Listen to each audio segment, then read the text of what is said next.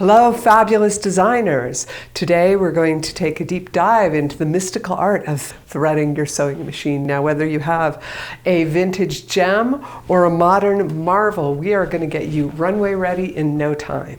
Now, before we start the show, let's talk needle and thread. Out with the old, in with the new. Nasty old thread in the trash. Dull needle in the trash. Old boyfriend in the trash. To get your old needle out, hold on to it so it doesn't fall in your machine, and so you can see which side has the flat side so you know where that goes. And then there's a screw right above it, and you want to turn that to the left. Pop a new needle in, turn it to the right, and you are good to go. Now, powering up a modern machine is a little more complicated than older machines because the foot pedal and power cord are separate. But the rest of it, I'm sure you can figure out.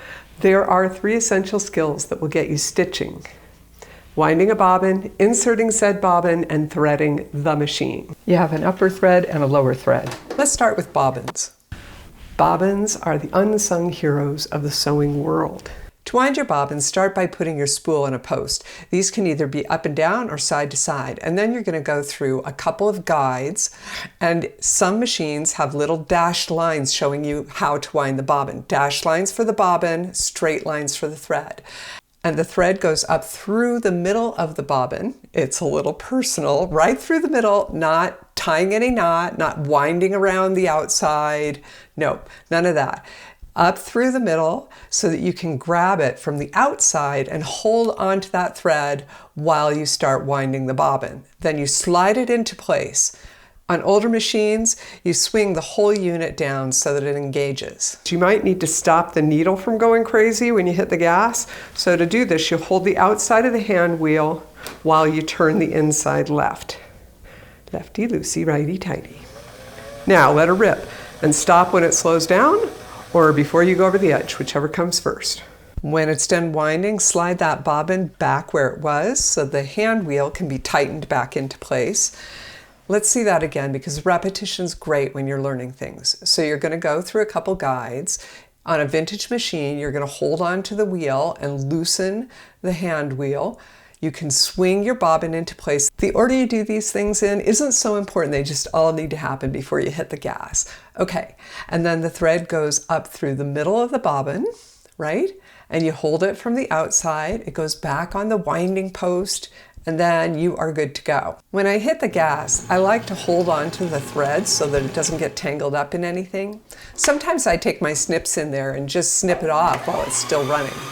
I just want to show you how it fits on when it's going sideways. There's a little capture to hold it in place. And those tend to get lost. They're really inexpensive to order on Amazon. Just make sure you get the right model number for your machine.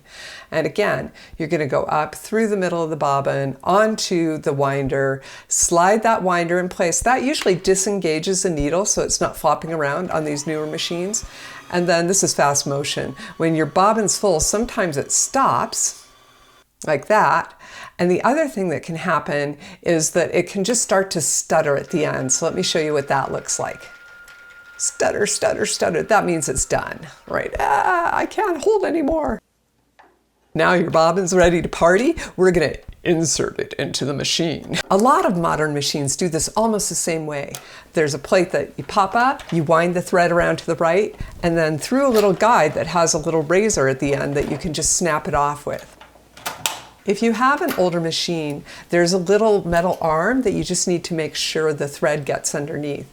And then you take up your thread. That means that you use the hand crank and hold on to the top thread while you put the machine through one cycle around, and it grabs the bottom thread so that you're able to reach it underneath that presser foot and slide it out. Some machines use a bobbin case, and these usually go in the bottom, and you have a little finger on the case that you pull out when you're putting the bobbin in to keep the thread from falling out of the case. Let's take a closer look at the bobbin case and how you get the thread in there. And when you put it in the case, you hold on to the thread so it's not moving around, and then you can glide it down one side into the hole. Then you poke out the little arm you're going to use to hold on to it when you're inserting it, and line up the notch on the bobbin case with the inside of the sewing machine where there's a place for it. And then you glide it easily without any stress, really gently, and just sort of fits in there without any curse words. Get in there. Ha! I got it. And you'll hear it snap into place. And then it's a good idea to bring that thread up while you can see what's going on. Now for the pièce de résistance. I clearly don't speak French. Threading the machine. Your top thread goes through a couple guides, and these are kind of like the guys in the airport with the lights, and they don't really do anything except tell things how to line up. And then you get to the first obstacle, the tension discs, and the thread needs to go between them, like Yoko got between John and the rest of the band, because if it's in the wrong lane, there will be trouble later. But if it's in the right lane, you'll be able to do the baby bear thing and get the tension just right. With your vintage gem, just make sure you hold on that thread and then you'll feel it pop into place and then it goes up behind the guide. It's actually easier on modern machines because they've just hidden all that and you can't get it wrong. Next hurdle is the take-up lever. But sometimes, where the F is it? Hiding. Okay, turn your hand wheel and it will rescue you. Just remember to turn the hand wheel forward ever and backward never. Once your thread goes through the take-up lever, you have a few more guides, and usually there's one right above the needle that's super easy to miss because nobody can put a little picture there to remind you to do it. And it's also kind of hard to get it in. I find holding it like dental floss and going in sideways is the easiest way. And since that last one is so easy to miss, let's do a slow motion replay of that key moment.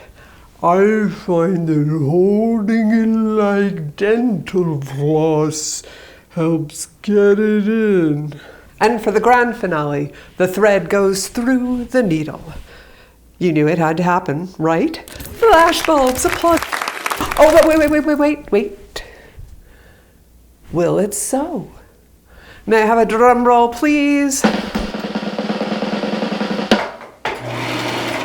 Is your presser foot down?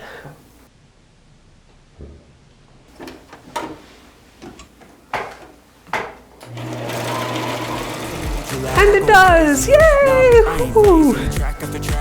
Now I know this seems like a lot, but I promise you it is not as hard as it seems. Once you've done it a few times, it's like tying your shoes and it'll come really naturally. Now if it didn't work, you got to rethread that puppy, insert the bobbin and try again. And if all else fails, you can look at the pictures in the manual. Shh. To get up and running, there's only really three things you need to worry about: the winding, the inserting, and the threading. And the winding part should tell you if you actually need a specialty bobbin right there on the same page. What? You don't have a manual? Okay, there's this amazing thing. It's called the internet. And you find your model and your brand, and you put those in the Google search bar together with the word manual, and then you're looking for a search result that has a button that says downloadable PDF. And then stick it somewhere that's going to be easy for you to remember. And also, here's the best part, is if you need help, I am here for you. Drop a comment and we can make a Zoom date and you and I can figure this out together. And check my show notes because I might have an answer. I might have another video listed down there. There are some common gotchas. So like if a bobbin is too small, or some machines are really, really picky about what kind of bobbins they want to play with. And there's vintage sewing machine needles and thread. There's tension mysteries. Sometimes that tension setting's at some bizarre place and it messes with your head. And it's all like a big obstacle course, but I know you got this. And if you want the inside scoop, and we're talking secondhand sewing machines, not relationships, check the show notes to see if my next video is out already. It's all about buying a secondhand machine.